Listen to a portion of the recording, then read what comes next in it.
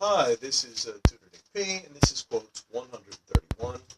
Quote today is by John McAfee, founder of the antivirus software company. Yeah, so his name is still on this company, but he doesn't really have it anymore.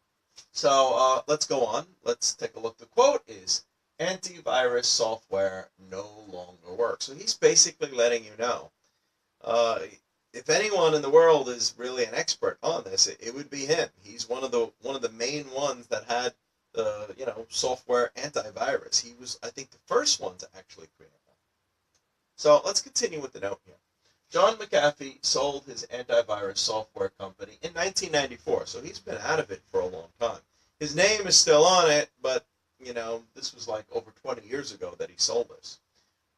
7 years after founding it. So he had the company for about 7 years. In an interview, he clearly stated that no antivirus software can protect us in the modern world. Yeah, hackers are so good and they know about all the back doors and there's just so many ways to get in. He's letting you know. I guess he's kind of letting you know maybe you're wasting your money to buy it because he's saying that nothing can completely protect, especially if you are targeted, especially if somebody is targeting you. Probably one of the advantages we do have is that they can't hack. They can't do this to everybody. There's just too many people. It's too much work. But if they wanted to hack you, they could. He basically went on to explain that our use of social engines like Google or websites like Facebook are valuable to consumers. Yeah, it is true. There's so many things that we could look up now so easily. We don't have to spend the time. We don't have to run to libraries and things like that to find out this information. We can find out so much information, at our fingertips, basically. However, you are paying for them in your privacy. So we may not be paying for them like in dollars or currency, in physical money, but we are paying in another way. This is the main way these companies make their money by selling your private data. Yeah, recently we've seen Facebook in front of Congress. I don't know. I think in the future there's plans that they're gonna go after a lot more of these social media companies in this way.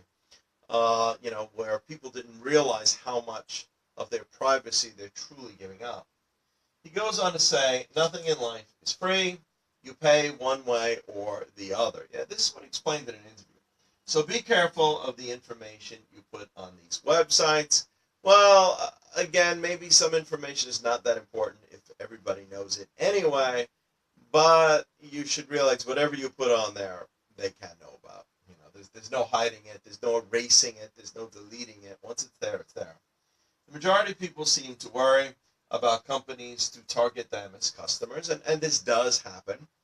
But McAfee goes on to say the real ones to worry about are the hackers that could steal your info, basically, and maybe get into your financial accounts or some other way they could use it. And the government; those are the ones that you really need to worry about.